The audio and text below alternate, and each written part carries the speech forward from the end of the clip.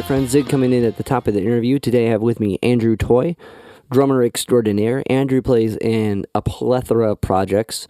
You may have heard him with the Pigeon Kings, Elisa Said, but now he's got his very own solo record, Guardrails. It's an instrumental record based around things that you typically don't put into a drum set, And we get more into it in the conversation. I recommend you guys check it out. It's a really cool listen, especially if you're into drums. And if you're a drummer, you're going to dig this conversation probably a little bit more than others. Andrew's the real deal. He's a hustling musician. If you do music full time, it has many facets. It's not all just doing one thing. It's finding out how you can do music in all these other ways so you can make a living off it, which makes crazy schedules, crazy learning regiments, crazy amount of stuff you need to know and be ready for, especially if you're the drummer. And like another drummer I know, Jay Sparrow from Studio 44, who is mixing this podcast and making it sound good. If you have any audio needs, go to Studio 44 CLE for your audio needs. That can be recording, that can be someone to help you write and record drums, or someone to play drums, streaming, video work. Studio 44 is where you're going to find it. Does this mic sound better? That's because it's from Studio 44. They're lending me this cool mic. And if you can like, rate, subscribe to the podcast and any of the podcast platforms, it helps me reach more people and have cool conversations and share them with you. So if you can do that, that'd be great. We're now on Instagram, the Twitter. So if you can follow us on that, that'd be rad. If not, that's cool too. All right, we're going to get into it. Andrew Toy, dig the conversation, friends. Hello? Hey, Andrew? Yes. Hi, it's Dave. You ready to do the podcast, Dave. My friend? Yeah, Zig At The Gig. How are you doing? Not bad. How are you? Very good. How's Cleveland, right? Yep. Snowy, cold, not much going on. Is it snowy? Yeah, it's like light. Just, I don't know, we just got hit with like a light slushy snow. You know what I mean? Like, got it. Still rainy, but, inconvenient. Yeah, well, at least things are normal. Quiet, I guess. Normal, yeah, not like Washington, D.C. But, no. Thankfully, today I'm not in DC. I'm actually up with my parents for a little bit in Delaware, where it's much quieter and much less unrest up here. Good. You know? So you kind of bounce if you don't mind, we're going to jump right into it. Sure, yeah. Okay, because sometimes I forget to tell people we're going. So you live in are you in Maryland or are you in DC? I know you play out of DC a lot. But sure. So I'm based in College Park, Maryland, which is just outside of DC. But I usually just say Washington D.C. based or DMV based because that's sounds more important than College Park, Maryland. But yeah, I'm out in the suburbs just a little bit. Okay, cool. My family when we came to America, my grandmother and everyone, we came from Deer Park, Maryland, before it was like a fancy resort place that it is now. Now, where's Deer Park, Maryland? To be honest, we only do the reunions there, so I think it's near the. I need to look at a map. I'm just going to give some horrible geography here. I know it's by a lake. Whatever.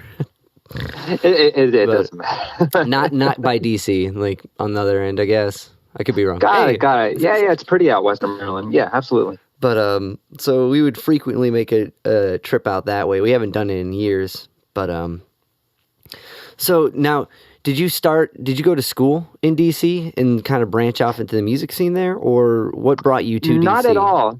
Yeah, not at all. Like actually, so I'm from Delaware. I went to when I got out of school here in Delaware. I started working as a cruise ship musician. So I did that for a couple years. Whoa, how was that? It was cool, It's I mean, just a great experience. Just playing on stage every night. So for a first sort of professional gig for a young musician, it was a real good experience. So I did that for a couple years, just kind of bouncing around the world basically. And then I lived for a little while in Philadelphia. And then I met my now wife, then just person. And we moved from Philadelphia to College Park. Partly just we liked it a little better. We both had some experience in DC. We liked it better than Philadelphia, and she was living in New York City a little bit. And DC is just it's a little bit smaller, a little bit kind of easier to handle in some ways. And compared to New York and we Philly? both Definitely. like that a little bit more. That appealed to us. So we kind of like took a chance and moved to Maryland. Man, that's like being a musician. You get your like central hub, right? Especially for your like weekly gigs in Right. where you're from. And like when you just dip out and go somewhere new, all those connections are gone. I can see like Absolutely trying to fathom the it's music end of it. How terrifying that would be. It's scary. Because I mean, luckily, I've only kind of relocated a couple times in my life, but it was like, when I started working on cruise ships, what few connections I had, it's like, well, now I'm permanently like kind of away. It's like it's like being on tour permanently. Yeah. So those connections kind of go away, and then I moved from Philly to DC, and then it's kind of like starting from scratch again. But so sometimes that's a good thing. Just kind of like start fresh, and if things are feeling a little bit stale, whether it's musically or just socially or whatever, just knowing when to kind of like jump and kind of start fresh. I mean that's always been kind of like a theme for me. I always think that's good. It's just to like kind of challenge yourself, start fresh, get out of your comfort zone, all that kind of thing. No, it's as far as like growing, you don't if you keep stagnant and you stay in one place and keep doing the same thing that you're good at. You know what I mean? Or playing the same place works and doing the bits in each. If you don't move out of it, you grow stagnant. You don't evolve as an artist in whatever your format is. In your case, drums. So it's important to do that. It's terrifying when it involves ripping out the foundations of like, oh God, do I eat this week? Like. But still, like it has to be equally as rewarding, even if it doesn't pay off right away. Yeah, and that's some of the best advice I've ever gotten is just knowing when to jump. When things stop. You stop growing. Basically, you stop being challenged. You stop getting fired up.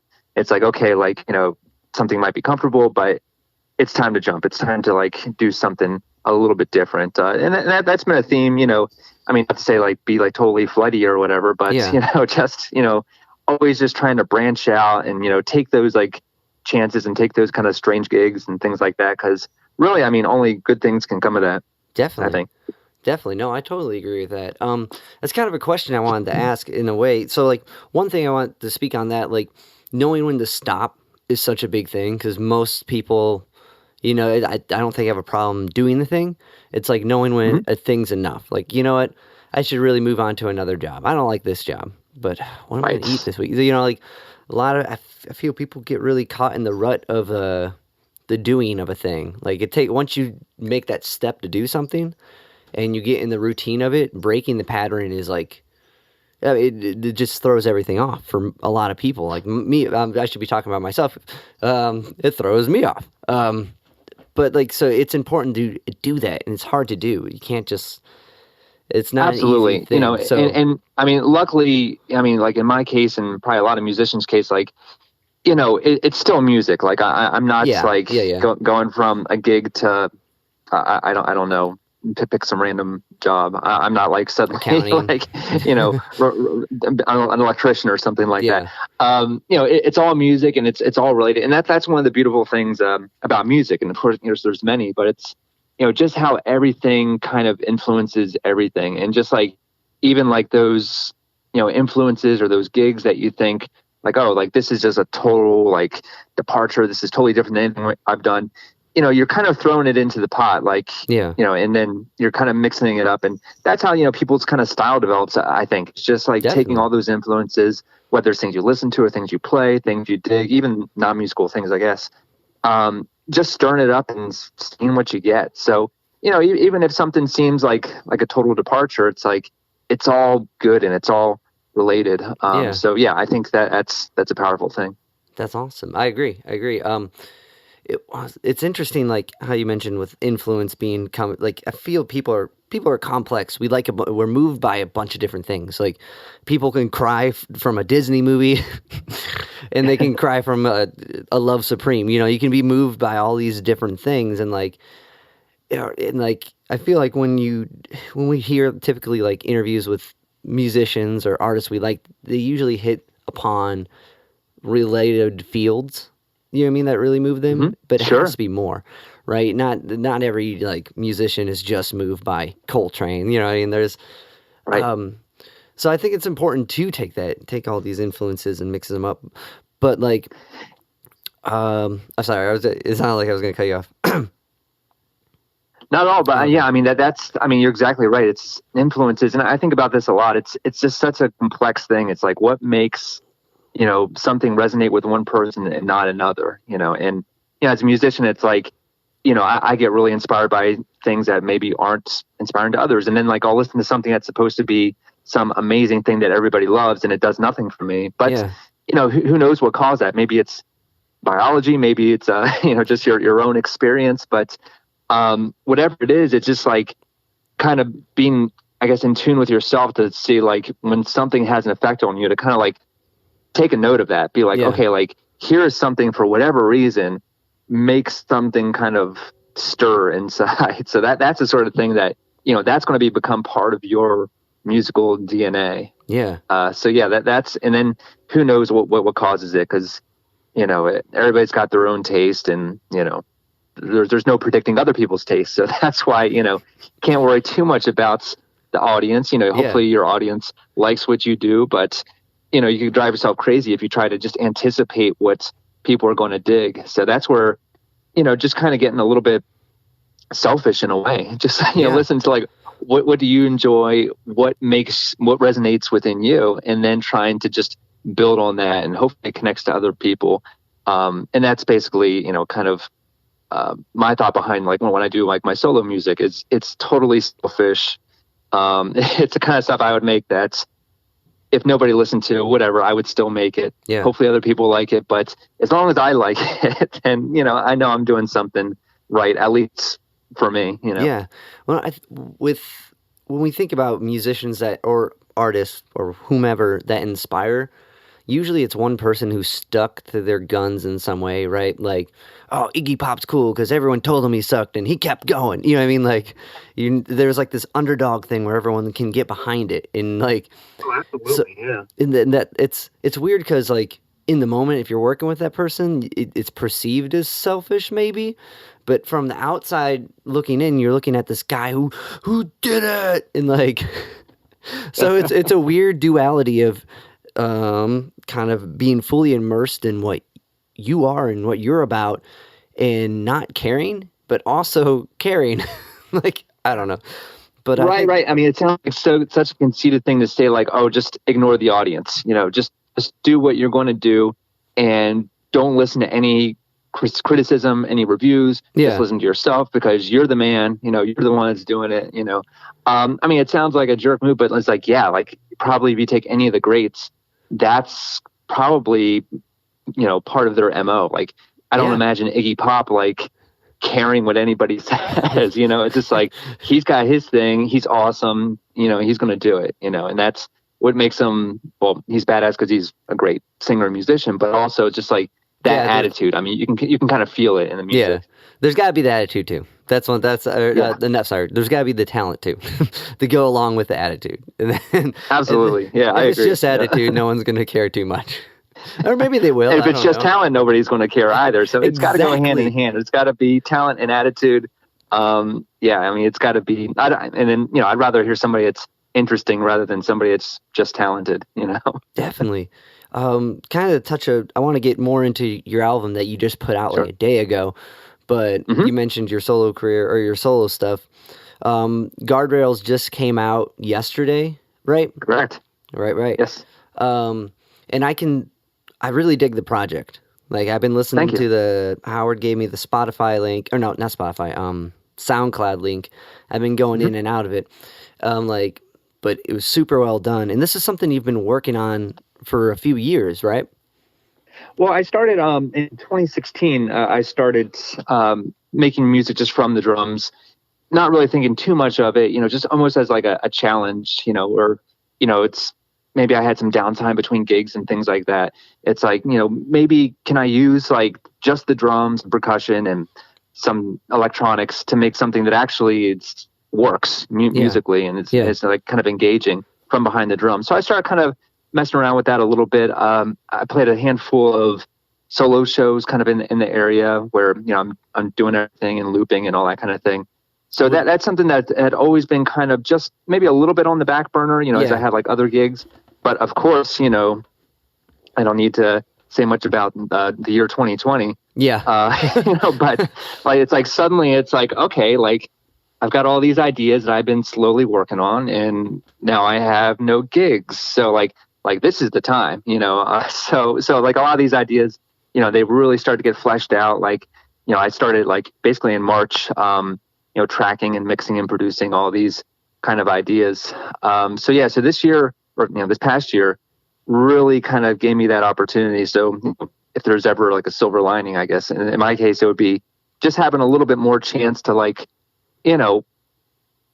listen just to myself and kind of like ignore everything else that's going on. So, that's, music as therapy, but also like, just being able to like really dig into it. So basically this was my quarantine project, was kind of taking my live set, the songs I was playing live, really giving them the studio treatment and, kind of cooking on some other things like within the studio.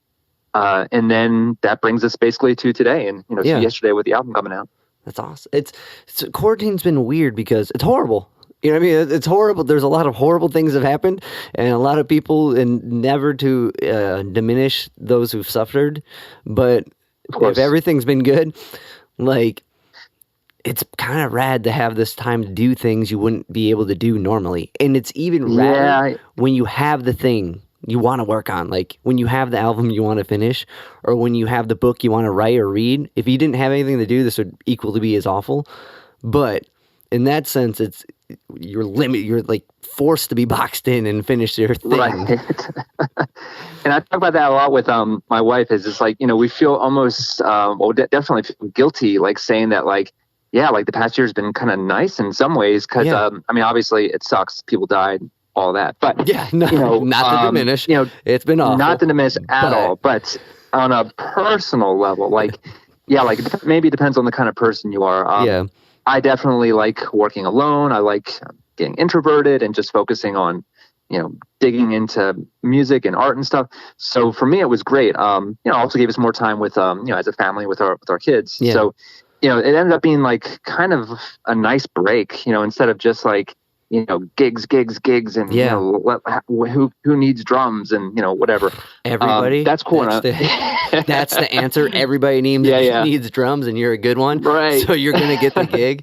And man, your common sheet, like the sheet of people you play with regularly is overwhelming. But the people you do on and off stuff with is like, I couldn't even follow the whole thing. So I mean, it's a grab bag, and it's across the musical spectrum, and that's great. Like I dig that, just being that kind of like working drummer, and never knowing like what kind of like offers are going to come your way, and mostly it's just like getting kind of selective, but basically like if something sounds cool or sounds like something that'll make me grow in a certain way, or maybe like learn a different percussion instrument. It's like like there's that's the kind of stuff to really hone in on. So thanks for saying that. But just trying to like just stay open, like keep like open ears and basically play anything and everything. See, it's a specific mentality, right? And like, so I play guitar. I'm a singer-songwriter from the Cleveland area, and like, I watched you online. Okay, well, thanks, man. I appreciate it. Cool man. But when I first started learning, my first guitar teacher, his name was George Hartwig. He like kind of infused this Bruce Lee philosophy of to be like water, right? To adapt to whatever container you're put in and fully express yourself in that way. And through him and through diving into like Bruce Lee stuff and deeper into more philosophy stuff, I kind of really immersed that fit any situation. And that's like when that mentality kind of started to plant its place in my brain. For you, when did that happen? Because you're clearly living that, and you clearly thrive on being in a situation where you have to learn something new. When did was there a particular case where you're like, in a situation where you're like, I want to do that, but I need, or did somebody inspire you to be as adapted as adaptive as you are musically? Yeah, so that's a good point, and and that's awesome that like you kind of like get into that like more philosophical Bruce Lee sort of mentality, like that's awesome. So I mean, I think for any working musician, at first like it's almost like a survival skill, because it's like, I mean, if you want to stay busy and work and all that kind of like basically very blue collar, not very creative kind of thing. It's like you've got to be just like adaptable and be able to play a little bit of everything. So that's one thing that like when I played my first like I guess professional gig was playing on the cruise ships. Yeah. And that was, it's not the most like hip or exciting music most of the time, but it is like a big variety where like usually like every night I play something different. Because there'd be fly on acts and then there'd be dance music and then basically just like enough to really just keep you like on your toes. So being able to like adapt to that, but kind of going back to what we said with like influences, as you're adapting, you're kind of throwing these things like into the musical pot, like you're kind of like building your own style. So hopefully it gets to a point where no matter what you're playing, even if it's something like way outside of your usual sort of style, it still sounds like you. And I think that's where like, that's like maybe like one of the big goals of any musician is to like always sound like you, even if you're playing something entirely different. And you can probably think of your favorite guitarist, like where like if they're playing something, outside of their usual bands or whatever, you can still tell it's them. So, just it's having your own sound, but being able to kind of, filter that through whatever style or situation you find yourself in.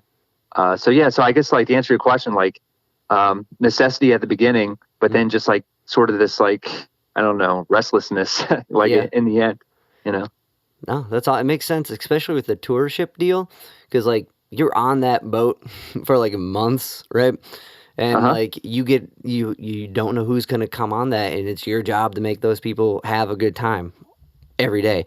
You know what I mean? Like, so it's, I can imagine where it's, and being the drummer, everyone, you're kind of leading, you're driving that ship. In a way, like, I mean, us as a rhythm section, guitarists, drummers, bassists, we're setting that foundation and, helping everybody else sound good, without the rhythm section, we know it doesn't really happen. Like it all starts from just being like a good supportive team player. Yeah. And that's it's a big deal to sit back and kind of like be every position, right? I mean, like in this position, you're support. A lot of people like to be as far as like creative lead, they like to be in the lead spot. But so to learn how like all these work, to learn how the ensemble works, it's a good spot to be because you get to learn all these different things, and how to navigate that. And it's interesting with like, especially with drums or with all these different styles of music from around the world, and like you are you thrive in that. You do a bunch of different styles from all these different cultures, and like what's interesting is like the notes are relatively the same. You know what I mean? Unless you get into microtonal stuff, like pitch is you only have like the 12 notes. What really makes those notes different and makes the style of whatever culture, not to like label things or whatever, but there's always little tidbits when something is reminiscing of a certain culture or not, is more or less the rhythm than the melodic or the pitch choice.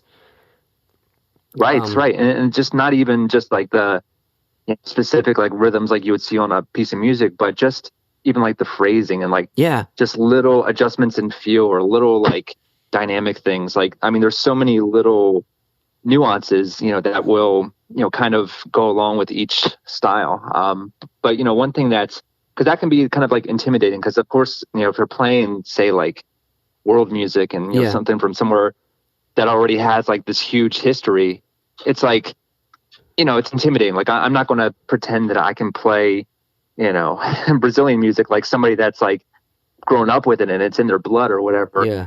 But, so there's, maybe at first like a little bit of this sort of like imposter syndrome, maybe like if you try to play like music outside of like what you grew up with, which, for me, like probably a lot of, suburban kids, it's going to be a lot of rock and roll. It's a lot of metal. It's a lot of indie rock, things like that. But, once you kind of like get over that, it's like, okay, like, I'm going to play this kind of how I play it. I'm going to like bring my own style to the table, and basically whatever music this is, it's going to be filtered through my take, or like how I hear things. So, it might work, it might not, but at least it's like honest. I'm not going to pretend to be like some sort of like expert in every style of every music ever. But, if I take, kind of what I do and, how I play the drums and how I hear things and apply that to whatever, X style, it's going to sound, if nothing else, it'll sound unique. It'll sound like, somebody with my influences playing this style of music. Yeah. So, so that can be a good thing. It's not something to be like, shy about. I think like your own influences and your own style. I agree with, it's weird when you try to attempt other cultural stuff, like some purists will be like, wow, he still sounds like he's in form. Yeah, every style's got that. Yeah, everyone's got that. And like, but it's fun to immerse this new thing and like you're saying, throw yourself into it. And even if you are an expert in that field, you, whatever culture or style of rhythm you're trying to learn, you're still going to sound like you because you're you. And it's kind of interesting. It's like a musical version of jumping to DC. You know what I mean? It's like immersing yourself in this thing you're no longer familiar with and like just being, here I am, what can I do? Exactly. And that's where like, when things are kind of unknown and kind of a little bit like you're on this sort of like tenuous sort of footing, like that's where the exciting things happen. And that, there's some great David Bowie quote about that. And, I'm paraphrasing, but he's like, swim out to where like your feet aren't quite touching the bottom, and that's where the exciting stuff starts to happen. Yeah, that's a good one. And I agree with that. So when did so you're on this this cruise ship playing like these standards. When did like this like these cultural influences really start to like musically take plant in your work? Because like you're playing with Pigeon Kings and like doing a lot of like this cool Celtic stuff. When did that really start to? When did you really start to immerse in that? Was it like opportunity, or was it like learning a particular song and diving more into that culture and then finding those opportunities? Yeah, it's maybe a little bit of both. I mean, especially when I was on the ships, just the people that were on there, like the other musicians, they'd be coming from all different parts of the world. And of course, everybody's stuck in there, literally on the same boat together. So everybody brings their, MP3 collection with them. So that's really, I think, I heard more new music for me, like at that time than at any other point. Because previous to that, I was in school, I DJ'd on college radio. So there's a lot of, indie rock and stuff that, some more kind of experimental stuff. But while I was like when I was traveling, meeting these other players, that's the first time I heard, for instance, like John Zorn, or first time I heard like gypsy music, or even like I hadn't really heard a lot of like Celtic music before that, but all these things, and just like being open to that and just listening to it, and just like meeting people other than from places other than my own like area, and like Delaware or like Philadelphia. So that was really cool, just opening up kind of my ears a little bit. And then when I moved, I got done with that. I moved to Philadelphia, and just being kind of like open to anything, and, kind of a little bit sort of random, gigs would come my way. Like playing Celtic music, or, later on, like Scottish music, or even like, for that matter, like some like different kinds of like jazz or funk or fusion music. Yeah. That's where like a lot of growing really happened. 'Cause it's like, now, like, that's always a good excuse to just immerse yourself in that music. So, just kind of taking everything that sounds, like I said before, interesting, or like opportunity to grow, just taking all of it in. That's awesome. I mean, like with the Pigeon King, like it's like full, like you're playing like the big drum. You guys are doing the whole bit. You know what I mean? It's not just like a band playing Celtic music. It's like the whole experience. Which is, I was checking out some of the videos of it, and it looks like a fun time.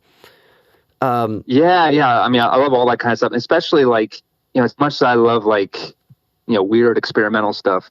Dance music is always something that I always go back to. I always love, because I mean, there is like this certain like feeling like playing live, and just like, seeing how an audience connects to just the music, or like just to like a drum beat, Yeah.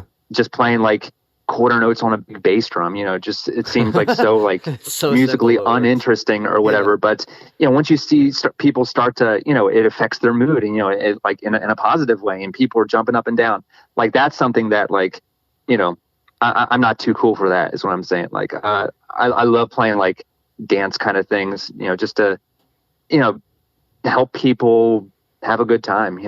That's cool too.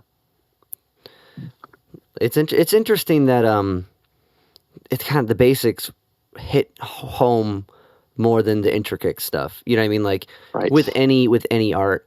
And you do a lot of teaching, right? The Drum 7. Yes.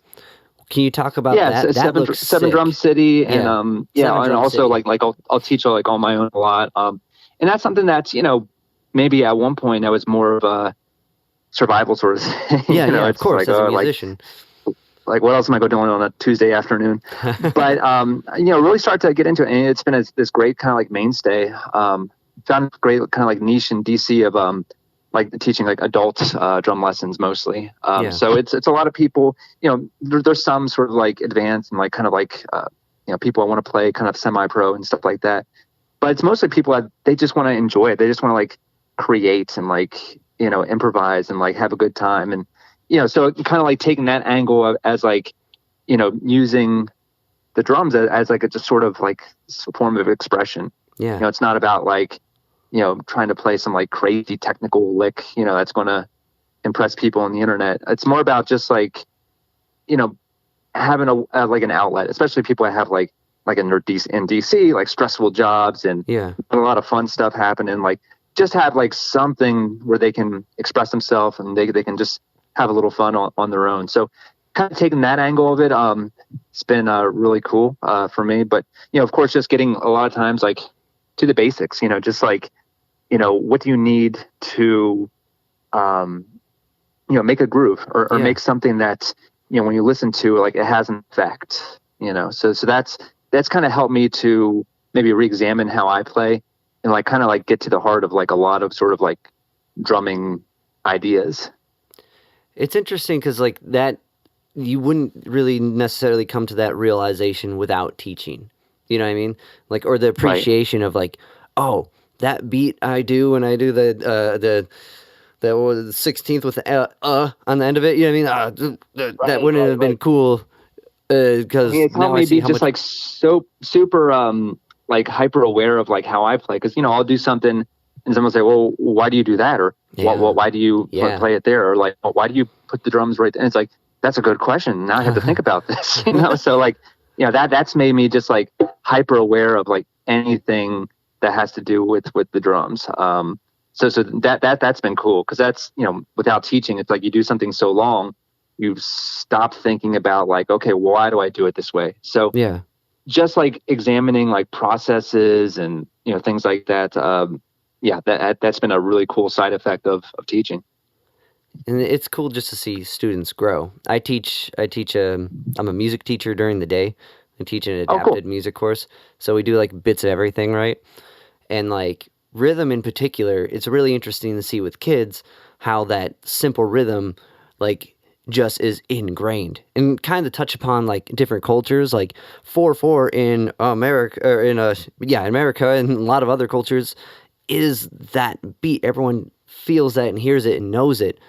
And it's interesting when it would be like, I don't know, if you grew up in Spain, everything would be in 12, or just another time signature would be normal and 4/4 would be weird. But or you have maybe like more of this like intrinsic sort of like feeling for like the clave or something like that, which it only sounds odd if you don't grow up with it. Right? I mean, I know the clave sounds cool no matter what. Yeah, I think so. And that's weird because it's such a subtle rhythm. To kind of jump ship for a minute. The clave in like Brazilian music is such a subtle thing that's buried around so much. You know what I mean? Like there's so much going on around that, like in carnival stuff and like. It's that heartbeat, it's that, like the name, it's like a key, to everything else, And it's weird because it's on like 2 sticks and all the bigger drums are playing like this crazier shit. And like, I don't know. It's crazy that it's like almost the faintest thing. But I guess it's kind of like the hi-hat in a way. Like, but anyway, but it's interesting to see like how these simple things and like how patterns in just the human brain brings so much like joy and like security in a way, because this is what's going to happen when that stops. Attention is now given, or when that picks up. Yeah, it's just a really interesting phenomena. And I'm sure you see it when you teach as well. It's just like you get to kind of like relive the joy of like the first time you learned your instrument, because it's like, it's easy if you've been playing for so long, get like kind of jaded. It's like, oh yeah, like there's a beat, whatever. But like if you're seeing somebody that's like getting for the first time, and they're like, they're doing something that they couldn't do a week before, and they're like all kinds of pumped up about it. It's like, yeah, like I kind of like, it's like, I remember that. I mean, it's a long time ago, but it's like, yeah, like I still kind of get a kick out of that. So it helps keep it like joyful, which, I think that's important. I mean, even if you're playing like, darker or weirder music or anything like that, like, there's always got to be some like joy in the music or in the musician, so like, just remembering like what that feeling was like the first time you played like a certain, riff or certain beat or something like that. And just like kind of keeping that spark alive, even after you've done it a million times. I think that's crucially important. I was talking with Avery Mandeville from the band Little Hag out of New Jersey the other day, and she kind of grew up with the Mike Night scene, and you grow as that, and like we were going on a bit of how like, remember when you were in line at the Mike Night and you always wanted to be the Mike Night guy, and now you're the Mike Night guy, and you don't want to do it today because you're tired. It's so important to keep that spark of like, this is exciting, I'm doing the thing I want to do. And like, I think teaching it's the easiest way to keep in that mindset. Absolutely. I mean, there's nothing worse than seeing like a jaded musician, that's just like kind of phoning it in or whatever. And it's like, because I mean, we all see that sometimes. It's like, oh no, like we got to avoid that, like at all costs. Like that's like the death of a musician. So yeah, just keeping that joy alive. Like, don't forget like how fun it is, like just to hit something and hear a sound. I mean, as simple as that is, or to strum a guitar and get a cool sound. Like, that sort of kick never dies. And I can tell like for you, like you always get a kick out of it no matter what. It's like that's something to hold on to. I agree. I think I don't know. It's crazy how simple it is to do something and be pleased with the sound and still be excited about it. Because I can imagine like with someone like you play in all these groups and you do all this studio work, and you're doing the real deal musician hustle. Yeah, I mean, when you get behind the kit for the first time, you're like, oh, this is the thing I want to do. I don't think no one realizes how much of you're going to do this weird gig in a library, and then you're going to be recording drums for the over the sound bits for the grocery store sounds or whatever. Like, you're just going to get you're going to get all these whack gigs that you would never even be like into or remotely care about until you're like doing the work.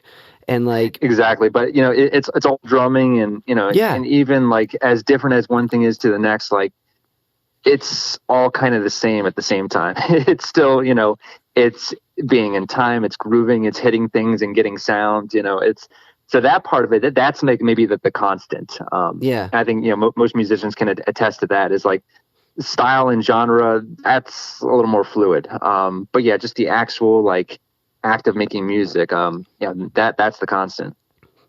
And no, that's like because you're right, style, genre, it's all different things of the one thing you're doing. And that's what's interesting about rhythm is like, that's if you're working on just rhythm and trying to understand that, all these different cultures and styles are all just adaptations of one giant study. Like, and that, I don't know, that's kind of like the perfect, if you're going to hone in on one musical skill to grow. I can talk grow. Yes. That would be like key.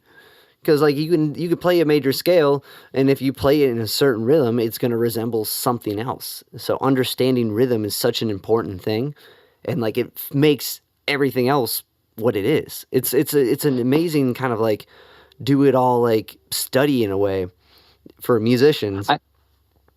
I agree. I mean, of course, I'm kind of maybe a little biased because I spend all my time on the drums and percussion, but it's like, it all starts with like, where's the pulse? Like, where are we feeling like the heartbeat of the music?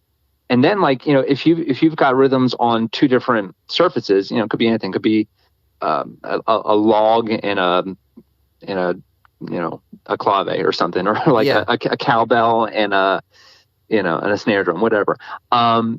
You know, once you have two different rhythms together, now you're forming melodies, you know, because like now it's a 2-note melody, but it's still melodic. And that was like sort of like the, you know, sort of, I guess, realization on the drums for me. It's like, hell yeah, it's a melody instrument. You know, I'm not playing, you know, C major chords or whatever, but it's still, you know, when you put two sounds together, they create like a third sound. You put three things together, they create another thing, you know. So, you know, like looking at it that way, where, you know, there's like these infinite sort of combinations, even with like, you know, take a drum set where, you know, maybe there's 4 drums and 2 cymbals, all the combinations just between those things. I mean, that's enough to keep anybody busy for a lifetime. And they all get a certain pitch too. You know what I mean? Like, it's all, even the most rhythmic thing can become melodic. When you're, okay, I was talking to Bill Stevenson. Legend, yeah. I know, and I got super caffeinated because I assumed he would be super caffeinated. And like, the Descendants have been like a weird like thing with the school I work at, right? Everyone was into the idea of all, and the teachers and the students, and it was so rad. This was a sick moment, and I was like, and it wasn't as caffeinated as I was, so. But well, he's been doing it for a while too. yeah, he's done a shit ton of podcasts since, but it was still a great conversation. But he was saying when he drums, he thinks of it in a circle. He thinks of it circle-ish in a circle manner. I asked him to expand upon that a little bit, and then he dove into how like he follows like the melody and more of thinking like that. When you're drumming and you're filling in for someone or you're recording with someone, is there a circle thing in your head? Like I don't really know what that meant, but I'm not a real drummer, you know what I mean? So maybe you can elaborate on that, or maybe you have like a different thought process that resembles that. You know, a couple of thoughts, you know, kind of similar to that. Now, like the one thing, like, you know, if you compare drums to say like a wind instrument, you know, like anybody plays like a wind instrument, it naturally sounds more natural and more human. Yeah. Because if you're playing a wind instrument, every now and then you've got to take a breath. Right. And you've got to add in little pauses. And we all know rhythm section players, especially drummers, that, you know, you listen to them and it's like they're not taking a breath.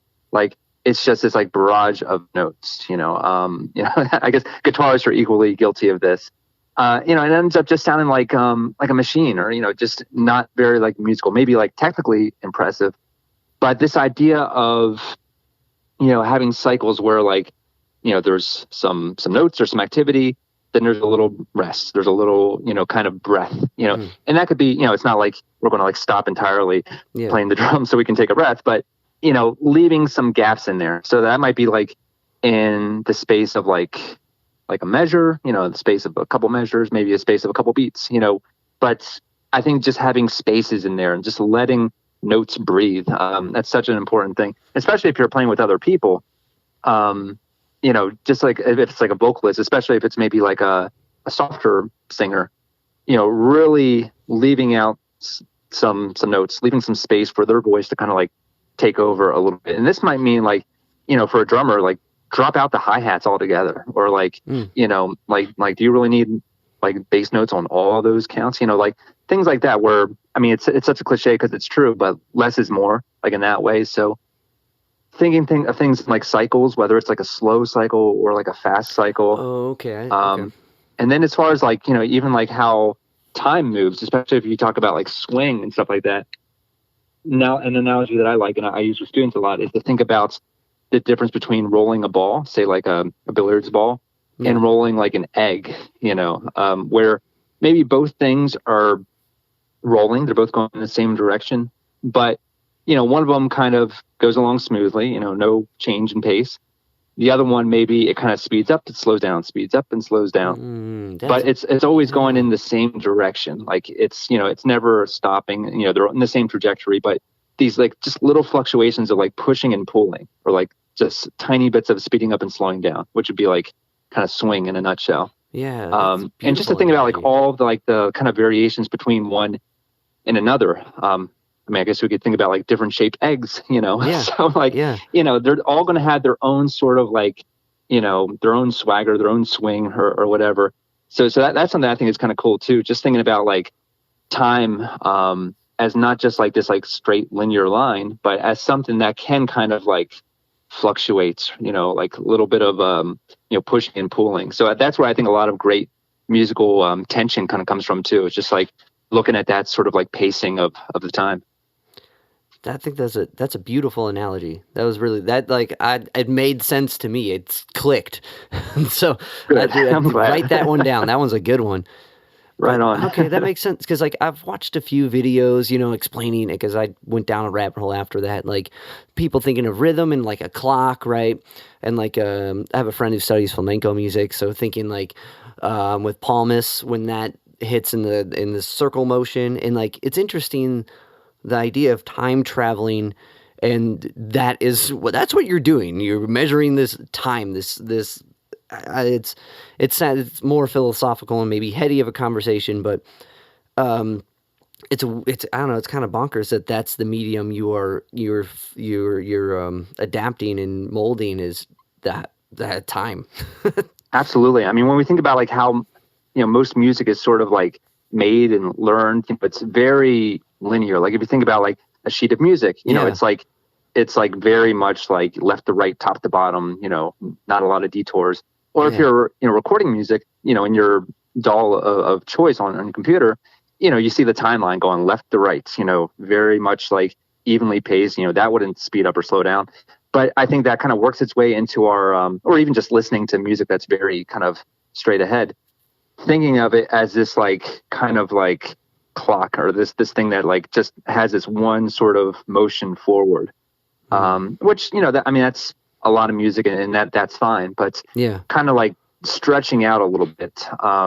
That's where I think things can get a little exciting, maybe because it's like less familiar to people, but thinking of time as like less of a linear sort of thing, less of like a solid stick and more of like a rubber band or something like that. It's weird that with like different mediums, like with music or with poetry, like there's this standard thing, right? There's this in poetry, there's the meter, right? And same with music, there's the meter. And when you break that, it starts to become this whole thing that's very now where does that cadence happen, right?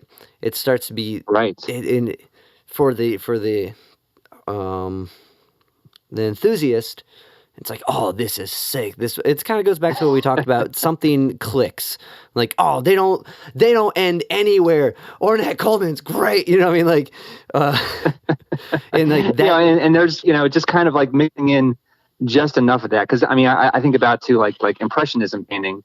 Because it's like that can be really exciting. Where it's like wow, like if you look at this, in a little bit of a different light, like you get it's kind of a different picture. Yeah. But of course, you take that to its extreme. And it's like, okay, like what's going on here? Like this is, and that would be like maybe like free jazz or something like that, where it's like, okay, like what's happening? Yeah. I'm not really sure.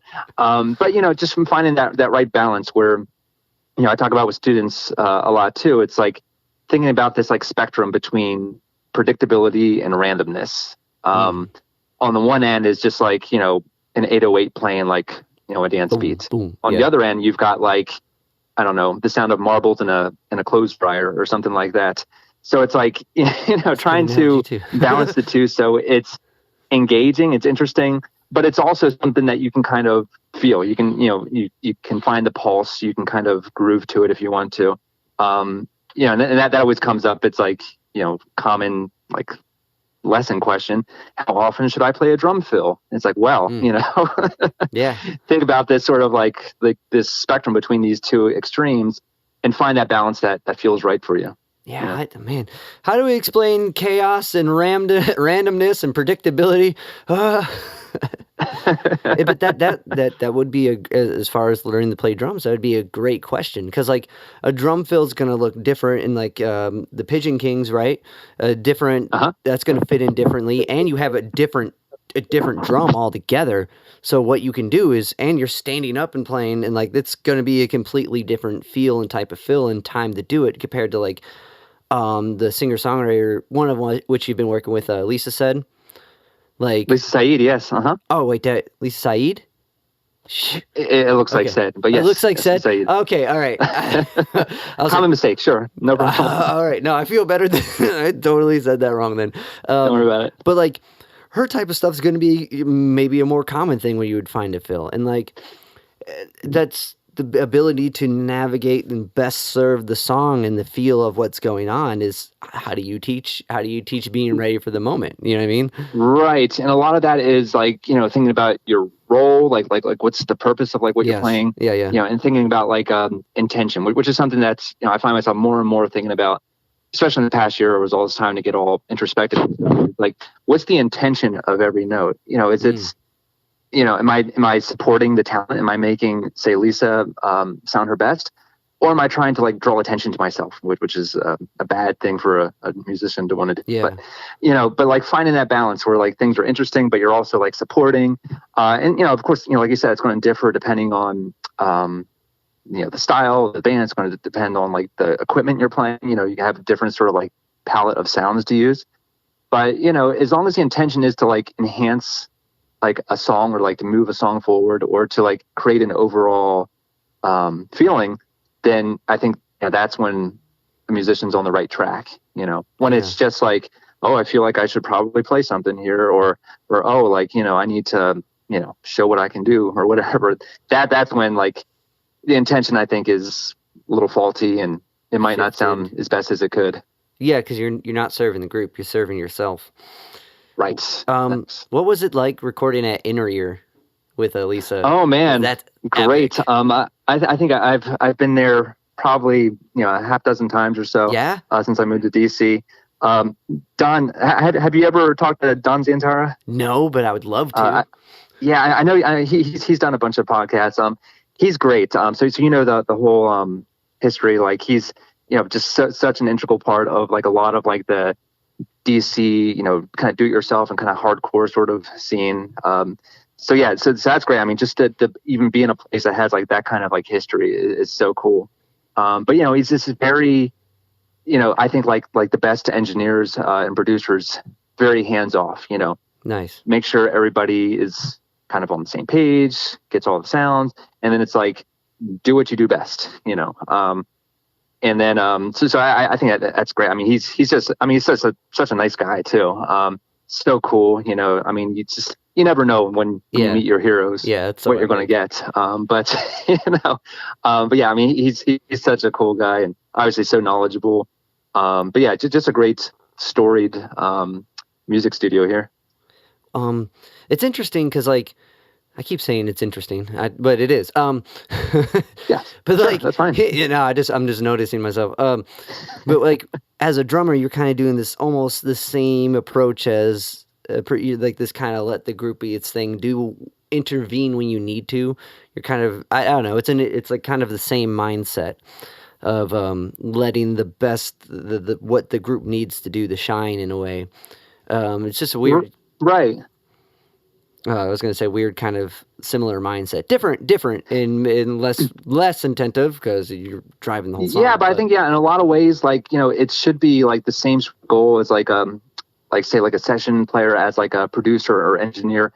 Their job is to bring out the best in the other players, to let them shine, so it's like whatever you have to do that, whether it's kind of like pushing along musically, like in some directions or like, increasing the energy at the right times and things like that, or just like getting out of the way, like knowing when to shut up. It's like, okay, for this second verse, I'm not going to play a thing, or, I'm going to play a shaker or something. But, sometimes like that's what it takes. It's just like, just trying to bring out the best in other people, but I mean, I'm sure you could say that for a lot of walks of life when you think of it, but anyway. Shaker's hard, man. Getting 16th notes on a shaker, trying to get that like rhythm, like that rotation without keeping it right. Speed. Like that's not easy. Oh, I always tell people don't laugh at percussion. I mean, the most dangerous thing you can do is give somebody a cowbell that doesn't have good time. That's loud and sticks. out, and that's danger. Everyone knows it now because of that whole cowbell bit. Who else did you record with in Inner Ear besides Lisa? I did a couple albums with Lisa, a couple singles. She had kind of like a follow-up project called Pyramid Scheme. Okay. So I did an album at that. So it was her as well, me and her. Gotcha. Two other guys doing like a little bit more of like a garagey, kind of glammy kind of thing. Did you guys ever? Did you ever tour with Pyramid Scheme and play at Pyramid Scheme? Yeah, it was all just local. Oh, okay. So yeah, everything stayed kind of in the DMV in the DC area. There was a couple kind of random sessions here and there. There was one like space rock band a couple years ago. I played there. I don't think what else. There might have been like one or two other kind of like random sessions, where I honestly don't remember. Yeah. but most of the work at Inner Ear had been with Lisa. Okay, cool. That's so rad. The kind of the shift gears and go into like your Guardrail that just came out the other day. Like when you're writing, and I wanted to mention it, but we kind of went down a train of thought. I enjoy it, man. I appreciate this. No, thanks, man. I've been digging your stuff. So I don't know. I know the hustle of like a musician that has to, because I'm living that existence and not as like, and not as cool as you are at the moment, because you're hitting all these cool studios. I'm not as cool as I seem, don't worry. Nah, I don't know.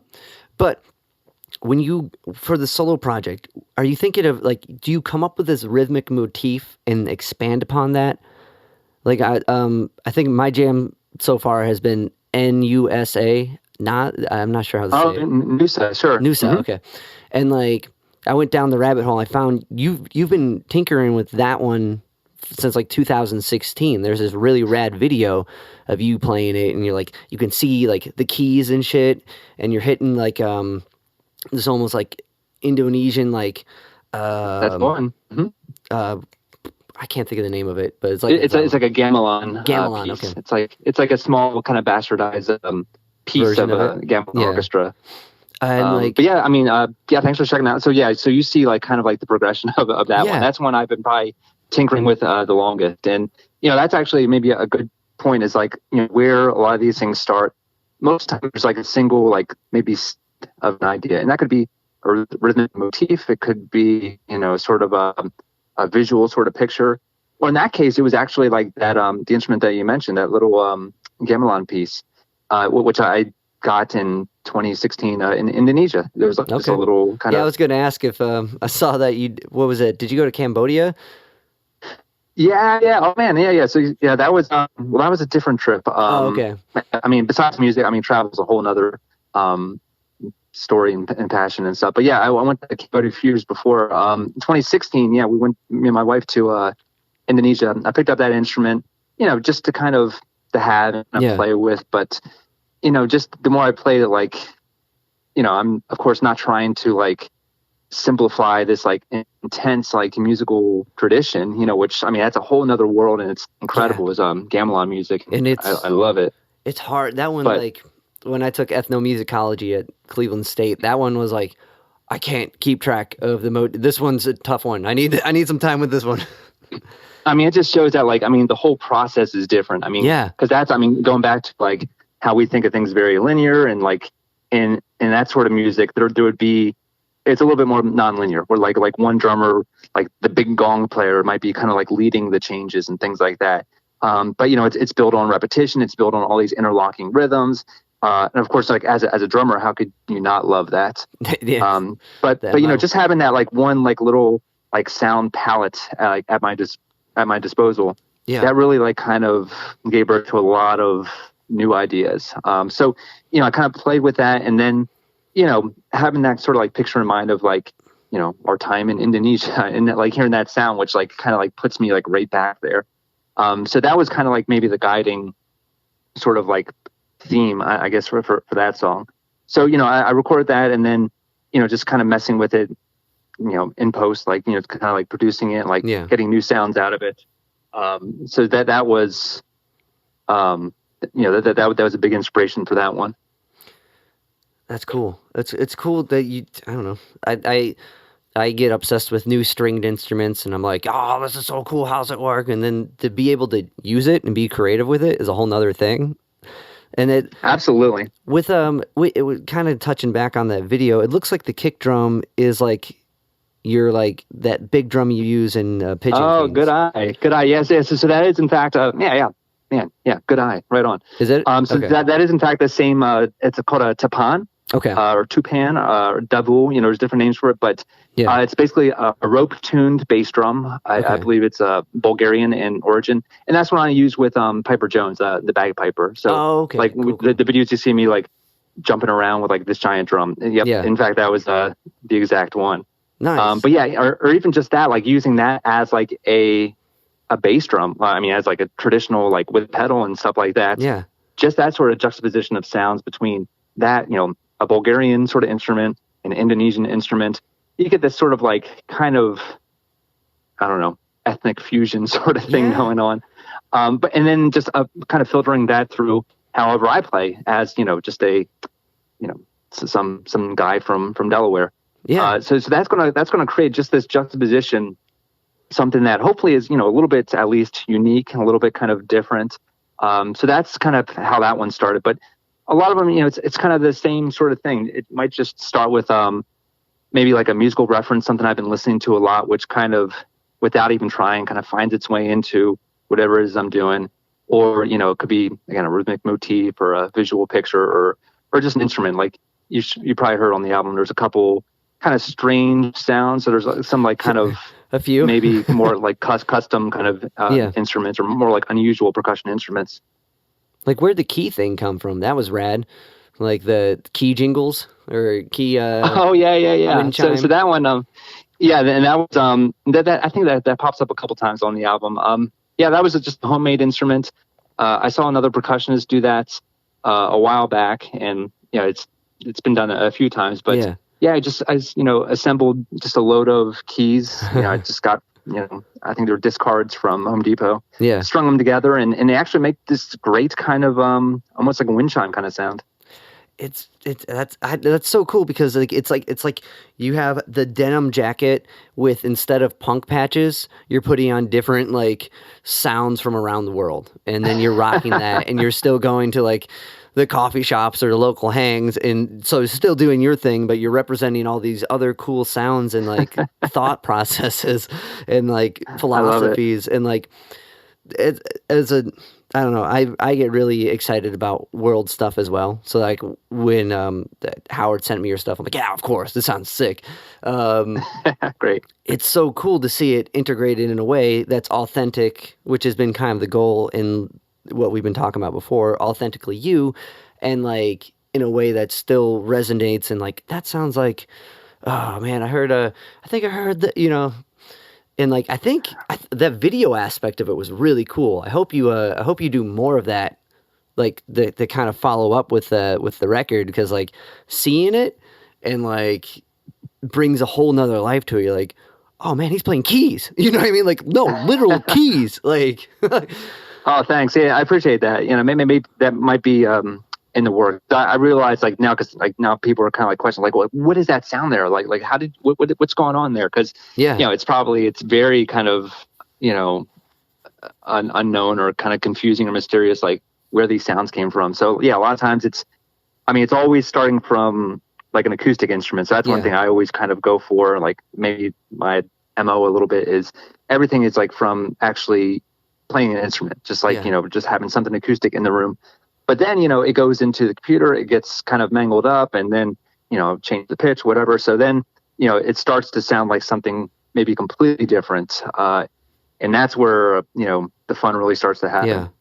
And that's got to be kind of hard to recreate, right? Like live, the digital aspect of it, unless you had like some, like a rolling pad or something, you can cue up all that. Yeah. So that's kind of so what I'm doing right now is kind of adapting it back, because so it started a lot of it as like a live show, and then I kind of fleshed it out recording wise, and now I'm kind of adapting it back into like a live show for who knows when, for whenever there's a live show. And that's one thing, kind of like an internal dilemma that I always have is like, how much do I want to like lean on like samples? And, Yeah. the answer is usually not much. Like, I don't want to, I'm not a huge fan of having like a rolling pad like on the kit or things like that. So a lot of like the sort of sound manipulations, it's all coming from the kit, but it's all being processed through Ableton Live. So I automate a lot of stuff live. So as I'm playing, the sound of the acoustic kit is changing. Yeah. So that's kind of how I get a lot of these things. So, it's a challenge, because I mean, of course, I don't want to bring like samplers, but I also don't want to bring like, a truck full of percussion instruments. Yeah. So like, live, like things are going to be pretty different than, like on the record, but there's going to be things that's from there that I don't play, but then there's things live that maybe aren't recorded. So, I like to have, it's not like a pop concert where the concert has to be exactly like the album. Yeah. I approach it maybe a little bit more like maybe how like a jazz musician would, where you've got this sort of structure, you've got like the changes, but then like what you do with it live, that's anybody's guess. Yeah. Yeah.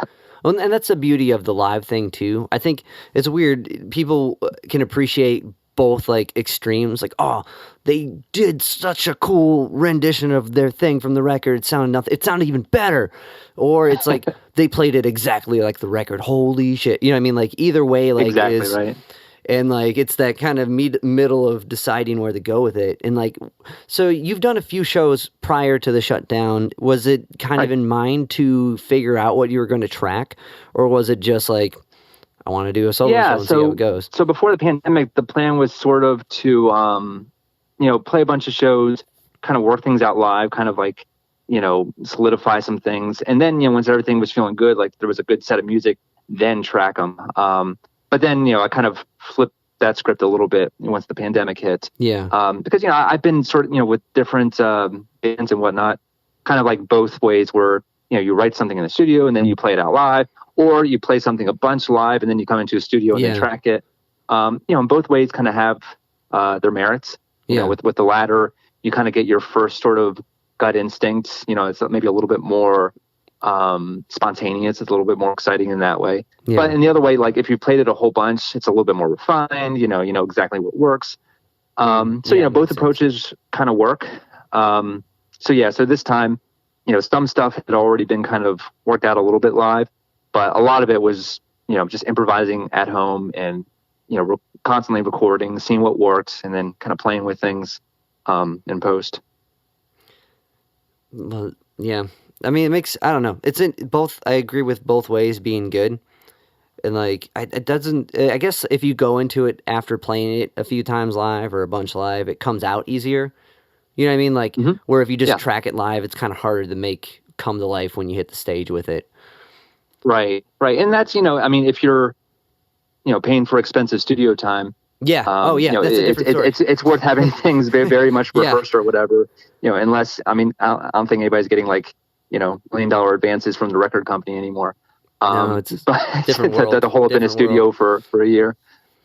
So like, but luckily, with recording technology being the way it is, even with kind of minimal equipment, I'm able to like just record myself constantly at home and see what works and just kind of tinker with things kind of on my own time. And some days maybe it's not really happening. Other days it's just like you get into a zone and it's just like ideas are just coming. So just having that flexibility is just such a cool thing. That's got to be, well, when it hits and you get to be in the moment, then you're all kind of consumed with it. It's cool when you have time to do it, but someone with like you has all a million gigs kind of lined up usually and a family, like it's got to be to kind of shift gears with that. How does, man, like, I don't know. I've never had too much luck with doing the music full time and like the relationship stuff. How, like, do you guys, like, the kind of, how have you guys worked that out? Like, I need advice. I'll tell you, it's a challenge. I mean, just on like, like a personal kind of level, like it's, one of the biggest challenges is just like time management when you're dealing with like other people. Cause when it's just me, it's just like, just workaholic. I'll just keep on doing it until it's done. Yeah. But, I've got, I relate to that. right on. But I've got two kids. They're 1 and 3 years old. So, and that's great. I mean, I'm so glad I get to spend like more time at home with them.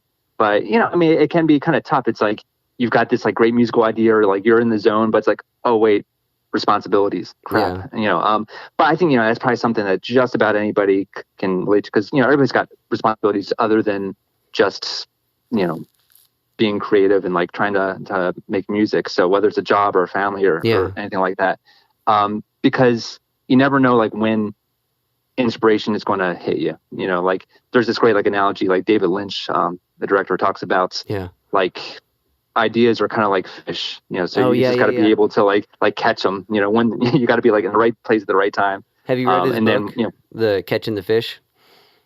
No, I saw just like a little interview where he said that. Is there a book around that? Yeah, there's this whole book. It's a light read, but it just kind of dives into like the idea of waiting to catch the big fish, right? And like the transcendental meditation stuff he's really into, and it's a good read. Good read. Yeah, I'm gonna put that right on the list. That sounds great. But yeah, I mean, it's true though. Like it says, it's like if you're there and it comes along, it's like party time. Now it's good to go. So it's kind of tough. I think the best sort of thing is just to have like like he talks about this a little bit too in interviews, like have like a space. Have like your own like workspace, and then hopefully have like a set time each day when you can be creative and just be like in the moment and things like that, which I mean it seems like like that should be the easy part, but not always. But yeah, so that's just balancing things. Of course, that's the hardest thing, is just responsibilities, whether it's working or teaching or whatever, and family sort of things, and household, and then like making time to like be creative, which of course it's important for your soul. It's not like a vanity thing. Like you got to have some time to do the thing that you love, and it's expressive and all this kind of thing. So balancing things, that's scheduling. That's a challenge. That's the thing. It's a challenge. That makes sense though, because like I think practicing being creative, like how you're saying, allowing yourself a allotted amount of time every day, every other, whatever it is, to focus on just thinking about writing a motif or whatever, just having that spot that you have to go to for your own personal like fulfillment. I think just, I guess, creating that space makes it acceptable for that. Scheduling is key, is what I'm hearing. Yeah, and I think just as simple as it sounds, is just being in the moment, which it sounds like something you're very in touch with, and through reading and everything. It's just like I mean, it's hard sometimes, right? I mean, that's why meditation is such a huge thing. It's like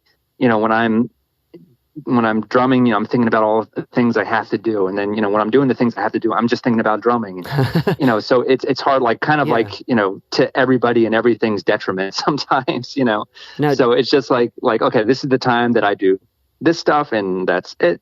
This is the time that I focus on these responsibilities, and that's that. But it's hard to kind of compartmentalize. When your brain's going 100 miles an hour. Yeah. That code shifting's hard.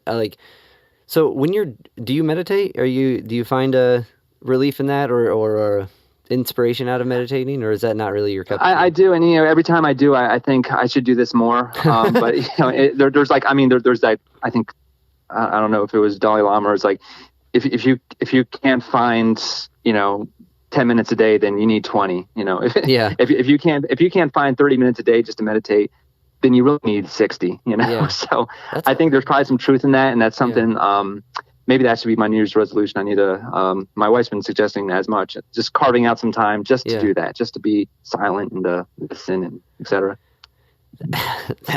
Well, I mean, she's a creative too. She just came out with a kid's book, right?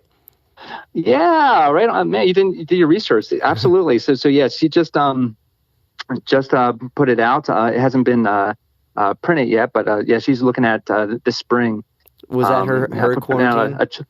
Sorry, didn't mean that was absolutely that was kind of her quarantine project, putting together this children's book, and but now she's all fired up, and she wants to keep doing it. So it's kind of cool. And we both have in some ways very different, but in some ways very similar sort of pursuits. Yeah. When we're not doing the things we have to do. Yeah.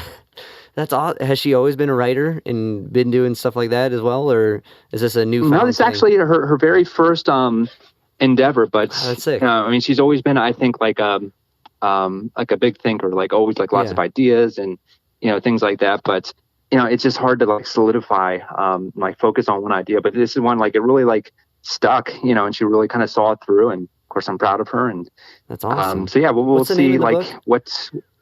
I'm sorry. What's the name of the book? Oh, it's Going to the Phlebotomist. So it's about a kid getting his blood drawn for the first time, but he thinks he's going to see a hippopotamus because of a that's awesome. Because it's like a near rhyme. Yeah. So that's a little bit of the joke, but it's like helping kids through first experiences and things like that. I'm awful with blood stuff, needles, veins.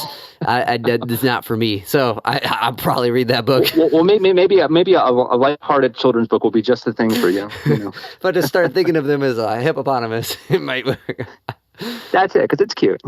No, that's awesome. And like they kind of touch upon how hard it is to take a big concept and make it easily explained. Because I work with kids pre-K to senior high, like cool. Take a thing like that and be like, rhythm is like, how do you de-explain all these intricacies, like all these complicated little things? How do you simplify? How do you just make, you just do this? And absolutely. I mean, and that's something that comes up a lot, because, you hear, maybe like some, your favorite drummer or your favorite guitarist play, and it's like, oh, that just sounds like magic. That sounds like, it's just totally inconceivable, that you could do that. But you break it down into like its smallest units.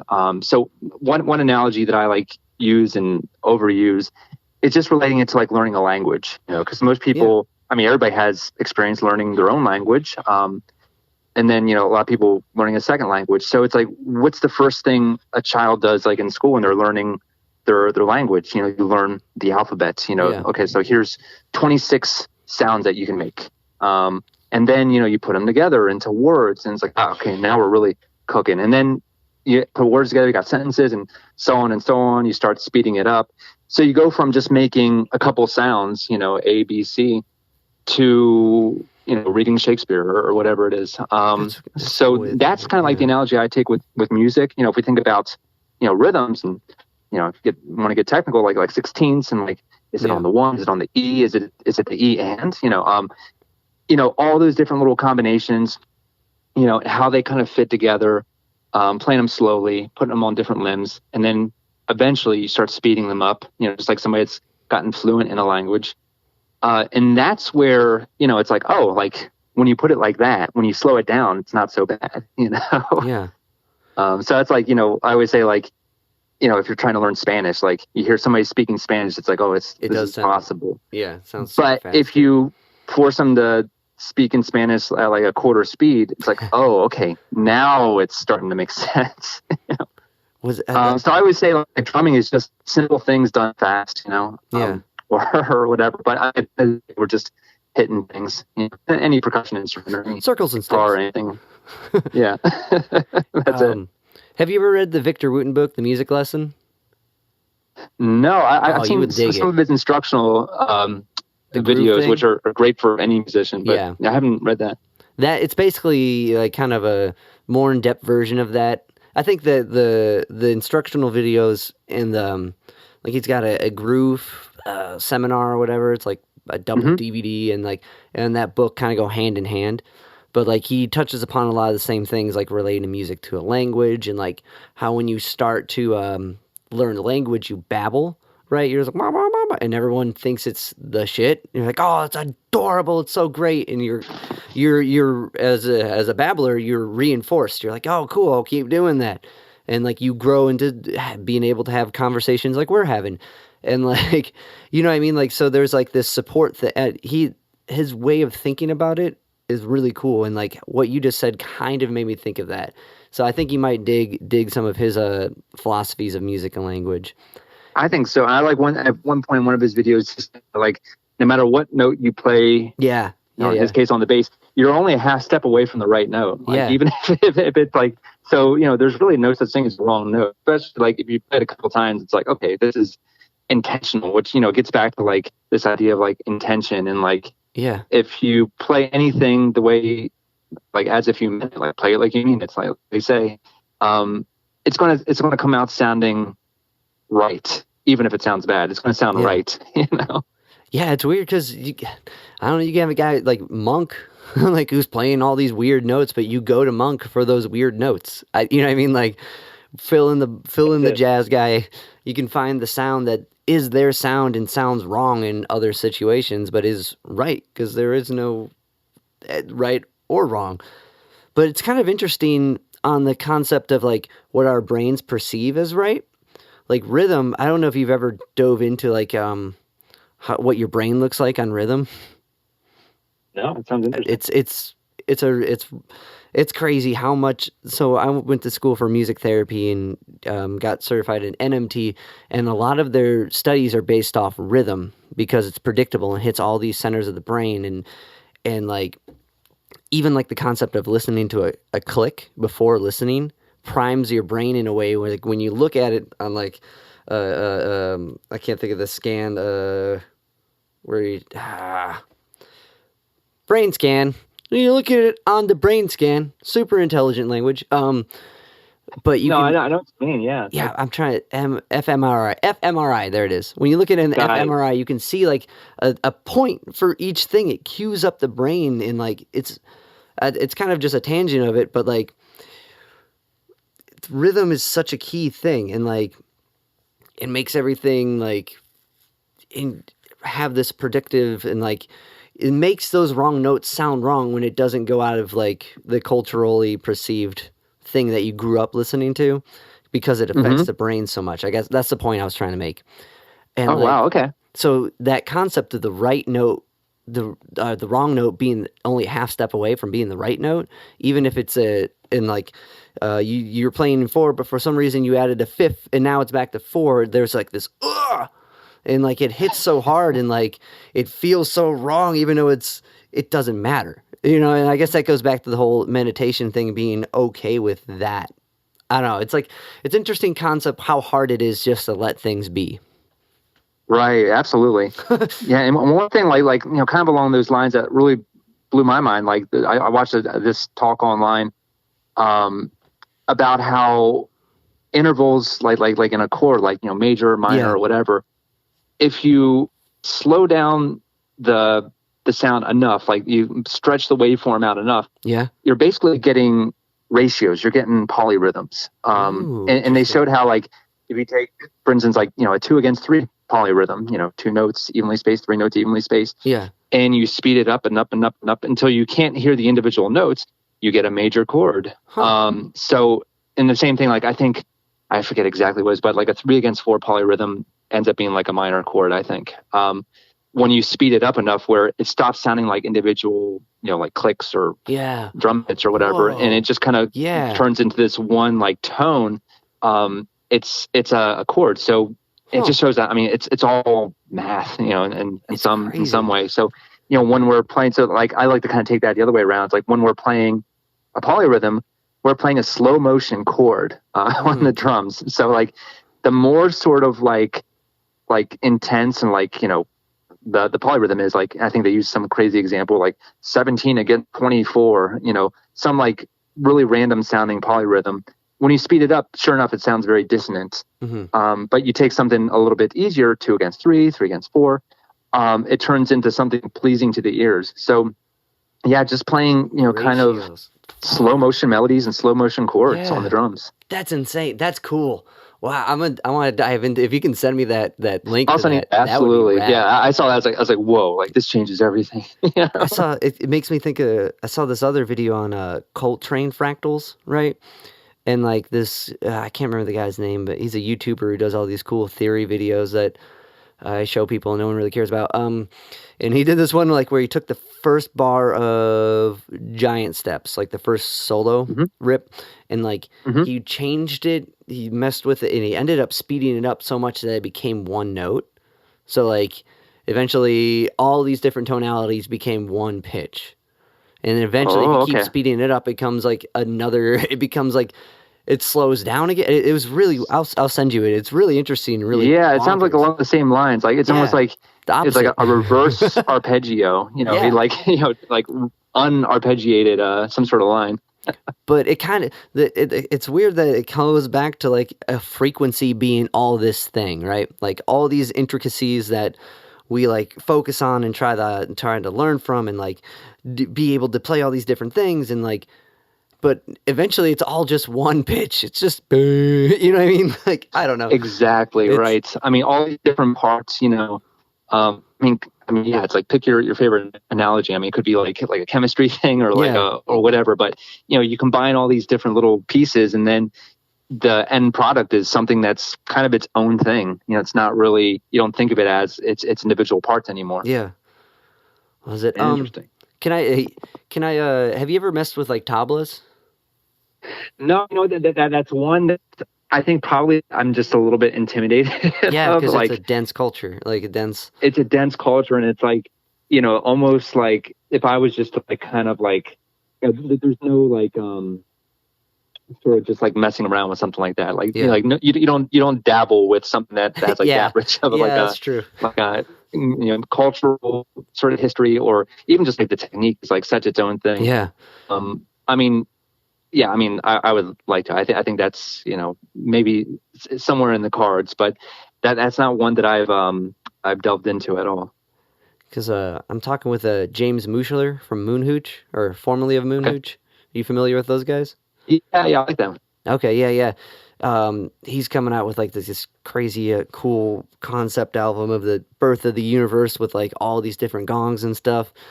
And he's gone down the rabbit hole with like Indian culture and learning tablas and stuff. And I was just curious if, I don't know, because like it seems like that. It seems dense. It seems hard to get into, and like it seems like it can easily be like kind of that visiting the culture thing and like pretending you're there type, like we were talking at the beginning of the conversation.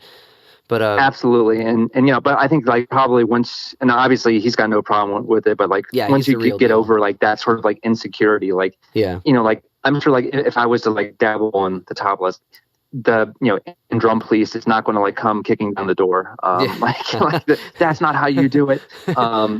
But if you're just trying to make sounds and like try to like get like a feeling from it, like why not? Like there's no rules against that.